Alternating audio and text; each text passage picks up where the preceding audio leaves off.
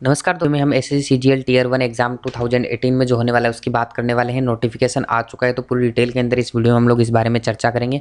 आप देख रहे हैं बैंकर्स पॉइंट। यहाँ पे हम लोग मेनली इन 5 पॉइंट्स पे चर्चा करेंगे। इंपॉर्टेंट डेट्स क्या है, एग्जाम की डेट क्या है, कितना टाइम हमारे पास बचा हुआ है एग्जाम की तैयारी के लिए। इसके अलावा आपका जो भी फॉर्म फिलअप का जो भी पूरी डिटेल्स है वो हम लोग देखने वाले हैं। एग्जाम पैटर्न यहाँ पे क्या रहेगा और पूरा का पूरा जो डिटेल के अंदर सिलेबस है उसके बारे में विद मार्क्स डिस्ट्रीब्यूशन के साथ हम लोग डिस्कस करने वाले हैं। तो आपको पता चलेगी ये टॉपिक कितना इंपॉर्टेंट है हर एक सब्जेक्ट के अंदर। फिर आपको हम बताएंगे कि किस तरीके से आप लोगों को तैयारी अपनी स्ट्रेटेजी बनानी चाहिए और उसके बाद में लास्ट ईयर का जो कट ऑफ है उसके बारे में बात करेंगे ताकि हमें टारगेट फिक्स पता चले कि इतने कट ऑफ मार्क्स के लिए हमें पढ़ना है। दोस्तों, अगर आप लोग मॉक टेस्ट ट्राई करना चाहते हैं तो आप लोग ओली बोर्ड की एप्लीकेशन या वेबसाइट को ट्राई कर सकते हैं। जितनी भी डिटेल्स है वो मैंने डिस्क्रिप्शन के ऊपर दी हुई है।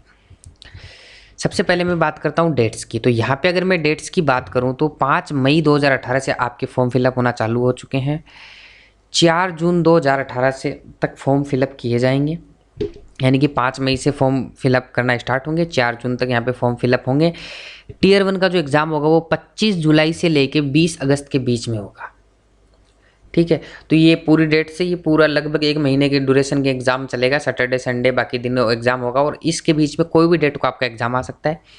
टीयर 2, 3, 4 के बारे में वीक डेट्स के बारे में कोई भी सूचना नहीं है नोटिफिकेशन में। तो अभी तक हम टीयर 1 की ही बात करेंगे, उसके बाद जब डेट्स आएंगे तो टीयर 2, 3, 4 की भी हम लोग बात करेंगे। अब मैं सबसे पहले एग्जाम पैटर्न की बात करता हूँ। तो सेम एज जो लास्ट ईयर था वही पैटर्न पूरा का पूरा है। 25-25 क्वेश्चन चारों सेक्शंस के अंदर आने वाले हैं। General intelligence and reasoning, general awareness, quantity aptitude, English language, सभी में 25-25 क्वेश्चन आएंगे। हर एक क्वेश्चन 2 मार्क्स का होगा, यानी कि हर एक जो सेक्शन रहेगा वो 50 मार्क्स का होगा। टोटल मिला के 200 मार्क्स हो जाएंगे। 100 क्वेश्चन 200 मार्क्स के होंगे। नेगेटिव मार्किंग होगी यहाँ पे, यानी कि अगर एक क्वेश्चन आप गलत करते हैं तो आपको 0.50 मार्क्स जो आपका नेगेटिव हो जाएगा, यानी 1/4 यहाँ पे नेगेटिव मार्किंग रहेगी। इसके अलावा जो 60 मिनट मिलेगा आप लोगों को टाइम करने के लिए। कोई अगर पीएच कैंडिडेट है, फिजिकली हैंडीकैप है, उसको 80 मिनट तक का भी टाइम मिल सकता है। अब मैं आपको सिलेबस की बात करता हूँ। सबसे पहले मैं जनरल अवेयरनेस के सिलेबस की बात कर रहा हूँ। क्यों कर रहा हूँ? क्योंकि जनरल अवेयरनेस का जो सिलेबस है वो बहुत बड़ा है। तो इस सिलेबस को पढ़ने के लिए हमें एग्जैक्टली पता होना चाहिए कि कहाँ से क्या क्या आ रहा है, तो किस तरीके से हम पढ़े। बाकी कितना भी पढ़ते रहो जनरल अवेयरनेस में कितना पढ़ोगे, इसलिए मैंने सबसे पहले जनरल अवेयरनेस को डिस्कस कर रहा हूँ यहाँ पे। देखो, सबसे पहले अगर हम बात करें स्टैटिक जीके की, तो यहाँ पे ये इतने सारे सेक्शंस हैं। Culture, Indian history, geography, India world की दोनों है, इन्वायरमेंट, इकोनॉमी और पॉलिटी। इसके बाद में भी क्या कहाँ से क्या क्या आता है वो मैं बताता हूँ। 1 से 2 क्वेश्चन कल्चर से पूछता है, 2 से 3 क्वेश्चन इंडियन हिस्ट्री से पूछता है, जियोग्राफी से 2 से 3 क्वेश्चन, इन्वायरमेंट से 1 से 2 क्वेश्चन, इकोनॉमी से 1 से 2 क्वेश्चन और पॉलिटी से 1 से 2 क्वेश्चन। तो 8 से लेके 14 तक क्वेश्चन तो ये स्टैटिक जीके हो गया, यानी कि ये जीके बदलता नहीं है, इसी जीके के अंदर आप लोगों से पूछा जाएगा। अब मैं बात करता हूँ नेक्स्ट सेक्शन की, साइंस की। ठीक है, साइंस में अगर अपन बात करें तो केमिस्ट्री में 1 से 2 क्वेश्चन पूछता है, फिजिक्स प्लस स्पेस साइंस में से 2 से 3 क्वेश्चन पूछता है, कंप्यूटर एंड मोबाइल टेक्नोलॉजी से 0 से 1 क्वेश्चन पूछ सकता है, डिजीज एंड पोल्यूशन से 0 से 1 क्वेश्चन पूछ सकता है, न्यूट्रिशन से 0 से 1 क्वेश्चन पूछ सकता है। तो 4 से 8 क्वेश्चन आप लोगों से यहाँ पूछता है। इस तरीके से आपका ये पूरा 15 क्वेश्चन का पैटर्न होता है। अब मैं आप लोगों को बताता हूँ कि आपकी सिक्वेंस क्या होनी चाहिए पढ़ने की। तो मैं आपको बताना चाहूँगा, सबसे पहले आप साइंस पढ़ना, उसके बाद में पॉलिटी, उसके बाद में हिस्ट्री, फिर जियोग्राफी, फिर इकोनॉमी और उसके बाद में जो बचे हुए टॉपिक हैं वो पढ़ना है। तो एक सीक्वेंस पता होनी चाहिए। साइंस इसलिए क्योंकि आपने बचपन में पढ़ी होगी, याद जल्दी रहती है साइंस, तो इसलिए आप लोग, अगर आपका साइंस बैकग्राउंड है तो साइंस आप लोग पहले पढ़िएगा। अगर किसी का आर्ट्स बैकग्राउंड है तो जरूरी नहीं साइंस पहले ही पढ़ो, पॉलिटी हिस्ट्री भी आप लोग पहले पढ़ सकते हैं, लेकिन साइंस पहले इसलिए पढ़ना जरूरी था क्योंकि साइंस में याद जल्दी रहती है चीज़ें और ज़्यादा भी पूछता है, तो साइंस पहले पढ़ सकते हैं आप लोग। उसके बाद में साइंस में से 4 से 8 क्वेश्चन आ जाते हैं, अब पॉलिटी में से 2 से 3 क्वेश्चन ही आएंगे, तो साइंस इसलिए इंपॉर्टेंट यहाँ पे हो जाता है। इसके अलावा अगर मैं बात करता हूँ बुक्स वगैरह की कहाँ से पढ़ना चाहिए, तो देखो ल्यूसेंट तो आप लोग रेफर कर ही सकते हैं। ठीक है, ल्यूसेंट एक बहुत बड़ी बुक हो जाती है। अगर आप लोग इतना नहीं पढ़ सकते कि भाई इतना मुझे याद नहीं रहेगा, तो एक अरिहंत पब्लिकेशन की मनोहर पांडे करके एक पतली सी बुक आती है, ₹30 की बुक आती है, वो लगभग 20 से लेके ₹30 तक आपको नेट में मिल जाएगी। पतली वाली लेके आनी है आपको, जो सबसे पतली आती है मनोहर पांडे की, वही लेके आनी है। ऐसे मनोहर पांडे की मोटी बुक्स भी आती है अरिहंत पब्लिकेशन में, वो नहीं लेके आनी है। जो एकदम पतली सी बुक आती है वो लेके आनी है। उससे आप पढ़ोगे, उसमें आपका साइंस वगैरह सारा 40-50-100 पेज के अंदर उसमें कवर हो जाता है। बहुत पतली सी बुक है, 2 या 3 दिन में पढ़ सकते हो आप पूरी पूरी। हिंदी में भी आती है, इंग्लिश में भी आती है, तो उसको आप परचेज कर सकते हो। तो सबसे पहले तो मैं आपको बोलूँगा कि सबसे पहले मनोहर पांडे पढ़ लो। उसके बाद में अगर आपके पास टाइम बचता है तो फिर ल्यूसेंट पढ़ लो। तो पहले मनोहर पांडे एटलीस्ट आप लोग पढ़ के जाना, ताकि आपको ईजिली आपके इतने क्वेश्चन हो जाएंगे, आपका जो सिलेक्शन के लिए जीके की रिक्वायरमेंट है वो पूरी हो जाए। बाकी आप मैथ्स रीजनिंग में आगे और भी स्कोर कर सकते हो।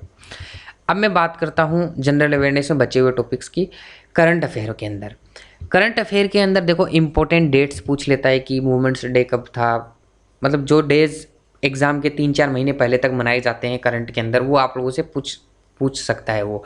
ठीक है, पोर्टफोलियो से पूछ लेता है, स्कीम से पूछ लेता है, गवर्नमेंट ने कोई स्कीम रिलीज की वहाँ से पूछ लेता है। मिसलिनियस में यहाँ पे जीके के अंदर स्पोर्ट्स से, और जो लोग न्यूज़ के अंदर कोई नया अपॉइंटमेंट है, कहीं का मुख्यमंत्री नया बनाए, राज्यपाल नया बनाए, वो पूछ सकता है। एक बुक का ऑथर भी वहाँ पे एग्जाम में पूछा जाता है। तो ये आपके करंट में 3 से 6 क्वेश्चन यहाँ पे पूछे जाते हैं टोटल मिला के। ठीक है, अब मैं बात करता हूँ रीजनिंग के सिलेबस की। तो रीजनिंग का हमने बड़ा ही डिटेल के अंदर एग्जैक्टली आप लोगों को सिलेबस बताने की कोशिश की कि एग्जामिनर एक्चुअली में वहाँ पे पूछता क्या क्या है। देखो, अल्फ़ाबेट टेस्ट में से 1 से 2 क्वेश्चन पूछता है, एनालॉजी में 2 से 3 क्वेश्चन पूछता है, अर्थमेटिकल रीजनिंग में 1 से 2 क्वेश्चन पूछता है, ब्लड रिलेशन में 0 से 1 क्वेश्चन, यानी 1 क्वेश्चन पूछ भी सकता है और नहीं पूछता है, क्लासिफिकेशंस में 1 से 2 क्वेश्चन पूछता है, कोडिंग डिकोडिंग में 2 से 3 क्वेश्चन पूछता है, डिस्टेंस और डायरेक्शन टेस्ट में पूछ भी सकता है और नहीं भी पूछता है, कभी पूछ लेता है कभी नहीं पूछता है, मैट्रिक्स के 1 से 2 क्वेश्चन पूछेगा, लॉजिकल वेन डायग्राम में 1 से 2 क्वेश्चन पूछेगा, मिसिंग नंबर में 1 से 2 क्वेश्चन पूछेगा, पेपर कटिंग और फोल्डिंग में 1 क्वेश्चन पूछेगा, तो कटिंग पूछेगा, फोल्डिंग पूछेगा। एम्बेडेड फिगर में एक फिगर दिया होता है, उसके अंदर आपको एक फिगर फाइंड आउट करना होता है जो क्वेश्चन में दिया होता है, वो पूछेगा। फिगर फॉर्मेशन एंड एनालिसिस यहाँ से एक क्वेश्चन पूछेगा। सीरीज में 2 से 3 क्वेश्चन, क्यूब एंड डाइस में से 1 क्वेश्चन, मिरर इमेज में से 1 क्वेश्चन, वाटर इमेज में से 1 क्वेश्चन, पैटर्न कंप्लीशन में से 1 से 2 क्वेश्चन, और काउंटिंग ऑफ फिगर में 1 क्वेश्चन। तो इस तरीके से आप लोगों से ये क्वेश्चन यहाँ पे पूछे जाते हैं रीजनिंग के अंदर। तो ये पूरा डिटेल मैंने एक सिलेबस बना दिया है, कोई भी बुक उठाइए आपको, और जो क्वेश्चन जहाँ से ज़्यादा आ रहे हैं उस टॉपिक को आप लोग पहले पढ़िए। तो ये पूरा एकदम से, मतलब एकदम डिटेल में आपको हमने बता दिया है कि पूरा डिवाइड करके कि यहाँ से इतने क्वेश्चंस पूछे जा सकते हैं, ताकि आपको एक स्ट्रेटेजी बनाने में आसानी रहेगी, कौन से टॉपिक को कितना टाइम देना है और किस तरीके से प्रैक्टिस करना है। अब मैं रीजनिंग की अगर मैं बात करूँ कि कैसे तैयारी करो आप रीजनिंग की, तो देखो रीजनिंग बहुत ही बेसिक आती है, मतलब बहुत ही ज़्यादा डिटेल में आती है। जैसे बैंक एग्जाम्स की बात करें तो बहुत ज़्यादा डिटेल के अंदर रीजनिंग पढ़नी पड़ती है। तो यहाँ पे मैं आपको रिकमेंड करूँगा कि टॉपिक वाइज, जैसे क्यूब हो गया, डाइस हो गया, ठीक है, कैलेंडर हो गया, कई बार कैलेंडर से क्वेश्चन पूछ लेता है, ये चीज़ें तो आपको डिटेल में पढ़ने की जरूरत है। यहाँ पे कैलेंडर नहीं लिखा हुआ है, कैलेंडर लिख देता हूँ, पूछता नहीं है आजकल, लेकिन मान लीजिए पूछ ले कोई क्वेश्चन, तो एक क्वेश्चन यहाँ पे पूछ सकता है कैलेंडर में से भी। ठीक है, तो यहाँ पे अगर आप लोग पढ़ना चाहते हो तो पिछले जितने भी सालों के पेपर मिलते हैं ना आपको, जब से मतलब 10-20 साल के जितने भी प्रीवियस ईयर पेपर, आप लगभग वीक के अंदर 2 या 3 पेपर सोल्व करो एग्जाम तक, आपकी रीजनिंग अपने आप तैयार हो जाएगी। आपको टॉपिक वाइज पढ़ने की जरूरत ही नहीं है। वीकली 2 से 3 पेपर, यानी कि अल्टरनेट डे पे एक पेपर आप लोग रीजनिंग का सोल्व करो, तो आपकी तैयारी अपने आप ही हो जाएगी। टॉपिक वाइज पढ़ने की जरूरत ही नहीं है, अपने आप समझ में आ जाएगी। बहुत ही बेसिक सा रीजनिंग यहाँ पे पूछा जाता है। अब बात कर लेते हैं क्वांट की। ये सबसे इंपॉर्टेंट सेक्शन होता है और थोड़ा सा ट्रिकी होता है, तो उसी तरीके से मैं आप लोगों को बता रहा हूँ। देखो, अर्थमेटिक में से काफ़ी सारे क्वेश्चन पूछता है, तो एवरेज में 0 से 1 क्वेश्चन पूछ लेता है, बॉट एंड स्ट्रीम में 0 से 1 question, compound interest, simple interest में 1 से 2 क्वेश्चन पूछता है, मिक्सर एलिगेशन में 1 से 2 क्वेश्चन पूछता है, पार्टनरशिप में 0 से 1 क्वेश्चन, परसेंटेज में 1 से 2 क्वेश्चन, पाइप एंड सिस्टम में 0 से 1 क्वेश्चन, प्रॉब्लम ऑन एजेज के ऊपर 1 क्वेश्चन पूछ सकता है, profit and loss and discount के ऊपर 1 से 2 क्वेश्चन पूछता है, रेशियो पे 1 से 2 क्वेश्चन पूछता है, स्पीड टाइम डिस्टेंस से 1 से 2 क्वेश्चन पूछता है, टाइम एंड वर्क पे 1 से 2 क्वेश्चन पूछता है, ज्योमेट्री में यहाँ पे 3 से 4 क्वेश्चन पूछे जाते हैं, मेंसुरेशन में 2 से 3 क्वेश्चन पूछे जाते हैं, डाटा इंटरप्रिटेशन कभी पूछ लेता है कभी नहीं पूछता है, अगर पूछेगा तो 3 क्वेश्चन पूछेगा, नहीं तो नहीं पूछेगा। तो इसलिए डीआई भी अपने को तैयार करके जाने। बाकी बहुत ही बेसिक लाइन डायग्राम या पाई चार्ट या नॉर्मल जो टेबल डीआई होती है वही पूछता है। ट्रिग्नोमेट्री में 2 से 3 क्वेश्चन, नंबर सिस्टम में 1 से 2 क्वेश्चन, और अलजेब्रा के 2 से 3 क्वेश्चन। ये पूरा का पूरा आपका यहाँ पे सिलेबस है। अब इसके अंदर थोड़ी सी स्ट्रेटेजी अलग होनी चाहिए तैयारी करने की। सबसे पहला जो आपका काम है, टॉपिक वाइज पढ़ो। ठीक है, एक टॉपिक तैयार करो और उसके ऊपर फिर प्रीवियस ईयर के क्वेश्चन लगाओ। फिर दूसरा पहला टॉपिक तैयार किया, प्रीवियस ईयर के क्वेश्चन लगा लिए, फिर दूसरा टॉपिक तैयार किया, फिर प्रीवियस ईयर के लगा लिए, फिर तीसरा क्वेश्चन तैयार किया, प्रीवियस ईयर के क्वेश्चन लगा लिए। जब आपके सारे टॉपिक कंप्लीट हो जाएं, उसके बाद में आप डेली का एक टेस्ट प्रैक्टिस करो, अपने आप तैयारी हो जाएगी। लेकिन टॉपिक वाइज पढ़ना बहुत जरूरी है, और प्रीवियस ईयर के तो सारे क्वेश्चन निकालने बहुत ज़्यादा जरूरी है सीजीएल के लिए। तो ठीक है, ये हो गया अपना मैथमेटिक्स का सेक्शन। इसके लिए मैं भी काफ़ी सारे लेक्चर्स बना रहा हूँ, ऑलरेडी बना चुका हूँ, तो आप लोग वहाँ से हेल्प ले सकते हैं हमारे यूट्यूब चैनल से। इंग्लिश के अंदर मैं अगर सिलेबस की बात करूँ तो देखो, एक तो बैंक एग्जाम में बहुत ही ज़्यादा हाई लेवल इंग्लिश आती है, रटने से काम नहीं चलता। लेकिन एसएससी सीजीएल में अगर आपने पढ़ाई की है ना, तो रट रट के भी नंबर आ सकते हैं, समझ हो पूरी की पूरी वो ज़रूरी नहीं है, रट के भी अच्छे खासे नंबर लाए जा सकते हैं। तो फिल इन द ब्लैंक्स 2 से 3 क्वेश्चन आते हैं लगभग, पूरा पूरा है तो grammar based filling the blanks होता है, या फिर आपका वोकेब बेस्ड होता है। ठीक है, एरर स्पॉटिंग 3 से 5 क्वेश्चन आते हैं, बहुत ही बेसिक से क्वेश्चन आते हैं। बेसिक नॉलेज भी अगर हो गया ना, प्रीवियस ईयर के भी अगर क्वेश्चन निकाल लिए सारे, तो इस एरर स्पॉटिंग आप लोग कर दोगे। सेंटेंस इंप्रूवमेंट में 3 से 4 क्वेश्चन आते हैं, वन वर्ड के 3 से 4 क्वेश्चन आते हैं। अब वन वर्ड के लिए आप लोग क्या करो, एक बुक आती है नीतू सिंह राइटर की, नीतू सिंह मैडम की एक बुक आती है, ठीक है, तो इंग्लिश की बुक आती है, फिलहाल केडी पब्लिकेशन के नाम से आती है, पहले पैरामाउंट पब्लिकेशन के नाम से आती थी। इसके अंदर वन वर्ड और आपका एडीएम फ्रेज और fill in the blank, error spotting, सारे टॉपिक दिए हुए हैं। सीजीएल के लिए सफिशिएंट बुक है, और कहीं जाओ ही मत, सफिशिएंट बुक है, और कहीं कुछ भी देखने की ज़रूरत ही नहीं है। इस बुक को ले आओ और पढ़ लो, बस सफिशिएंट है। स्पेलिंग एरर 1 से 2 क्वेश्चन, एंटोनियम सिनोनियम 2 से 3 क्वेश्चन, और पैसेज यहाँ पे 5 क्वेश्चन आते हैं। ये बड़ा ही सिंपल सा पैसेज आता है, ये 5 क्वेश्चन ईजिली हो जाते हैं आराम से। एक मतलब एक पैराग्राफ ही आता है 15 से 10 लाइन का, और वहाँ पे एकदम simple simple story based paragraph होता है, और सिंपल से क्वेश्चन पूछे जाते हैं, तो इसमें ज़्यादा डिफिकल्टी वाली चीज़ है ही नहीं। तो इस तरीके से ये इंग्लिश का सिलेबस होता है। आपके लिए मैंने जो बुक रिकमेंड की, इसको आप लोग पढ़ लीजिए, सफिशियंट है। अच्छा, मैथमेटिक्स के लिए बुक नहीं बताई ना मैंने, मैथमेटिक्स के लिए आपके लिए बुक रहेगी सबसे अच्छी राकेश यादव पब्लिकेशन, ठीक है। इनकी एडवांस की भी बुक आती है, तो एडवांस मैथ में क्या आता है, ये वाला इधर वाला पूरा सिस्टम क्या आता है, एडवांस मैथ्स के अंदर आता है।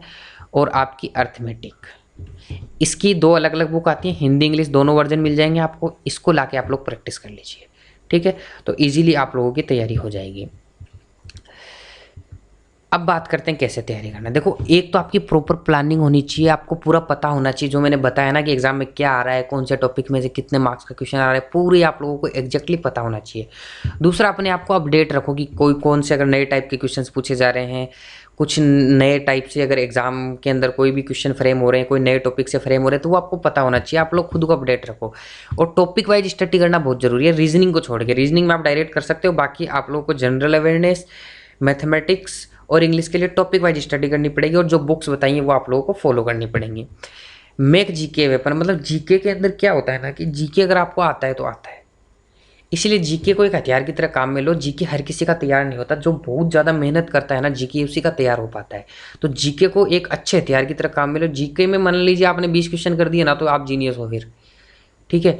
तो जीके के अंदर हर कोई करता है 20-25 के बीच में क्वेश्चन, मैथ्स रीजनिंग में लगभग सारे लोग कराते हैं, लेकिन जीके में नहीं कर पाते हैं, 10 क्रॉस क्वेश्चन क्रॉस नहीं कर पाते हैं लोग।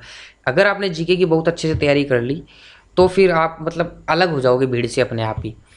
प्रॉपर टाइम मैनेजमेंट होना चाहिए आपका एग्जाम के अंदर भी, और टॉपिक के कौन से टॉपिक को कितना टाइम देना है। अब आप एक टॉपिक है जिसकी क्वेश्चन कभी पूछता है कभी नहीं पूछता, उसमें 10 दिन से लगे पड़े उसी में, तो वो सही नहीं है। आपको पहले पता होना चाहिए कि पहले ये वाला टॉपिक इंपॉर्टेंट है, इसके ज़्यादा मार्क्स कंटेन करता है, तो उसको पहले पढ़िए। Trial with mock test, mock test जब आप लगाते हो ऑनलाइन, तब आप लोग उसके साथ ट्रायल करो कि मतलब किस तरीके से आपको पेपर अटेम्प्ट करना है। एग्जाम में ट्रायल नहीं करना है, कभी कुछ करेगा कभी कुछ, कभी रीजनिंग की कभी मैथ्स की, नहीं। आपको मॉक टेस्ट के साथ ही ट्रायल करना है, और अपना एक बेस्ट तरीका आप लोगों को डेवलप करना है कि जिससे आप मैक्सिमम मार्क्स स्कोर कर सको अपने पेपर के अंदर। एग्जाम में जाके कुछ भी ट्रायल नहीं करना है, मॉक टेस्ट के साथ कर लो जो भी करना है। रिवीजन टाइम पे होना चाहिए। अब रिवीजन का मैं एक मेथड बताता हूँ। सबसे पहला जो रिवीजन होता है किसी भी चीज़ का, वो 24 घंटे बाद ह्यूमन जो माइंड है ना, वो भूलना स्टार्ट कर देता है। तो 24 घंटे बाद में आपका एक बार रिवीजन तो होना चाहिए 24 घंटे के अंदर। पहली बार में अगर आपने 3 घंटे में कोई चीज़ पढ़ी है, 24 घंटे के अंदर इसको रिवाइज करोगे तो 20 से 25 मिनट में रिवाइज कर लोगे।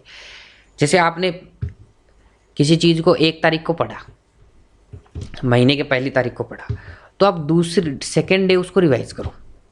24 घंटे बाद में रिवाइज करने के बाद में आप 7 दिन बाद रिवाइज करो, यानी 2 तारीख को रिवाइज कर लिया, 1 को पढ़ा, 2 को रिवाइज किया, 7 दिन बाद में, यानी अब आप 9th जो डे रहेगा उस महीने का उस तारीख को रिवाइज करो।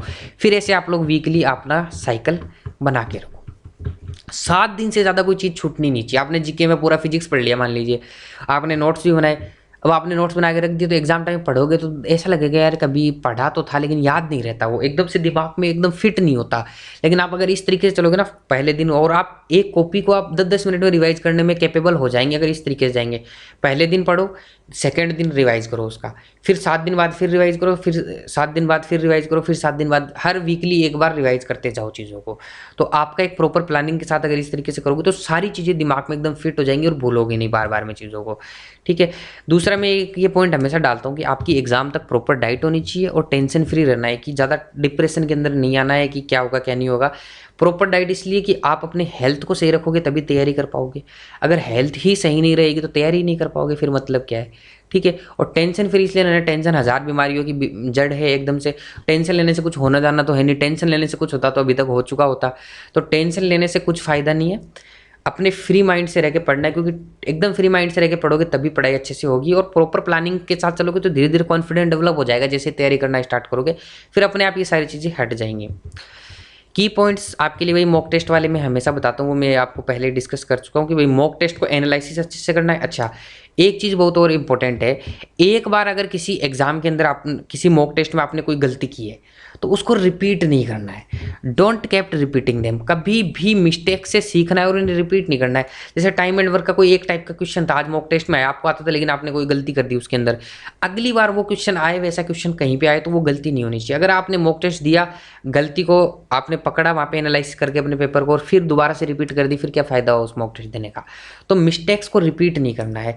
दूसरी, आपकी स्ट्रेंथ और वीकनेस आपको पता होनी चाहिए कि इस टॉपिक में मैं बहुत ही अच्छा हूँ, इस टॉपिक में वीक हूँ, ताकि एग्जाम में अगर कभी ऐसा टाइम आ जाए आपके पास कि भी टाइम 5 मिनट बचा, ये 7-8 क्वेश्चन बचे हुए हैं, उसमें से आप लोग सिलेक्ट कर पाएंगे कौन से क्वेश्चन मुझे करने हैं, क्योंकि आपको पता होगा कि भाई ये मेरी स्ट्रेंथ है, ये वीकनेस है, तो इसको मैं जल्दी कर पाऊंगा, इसको नहीं कर पाऊंगा, तो वो आप लोगों को वहाँ से पता चल जाएगा।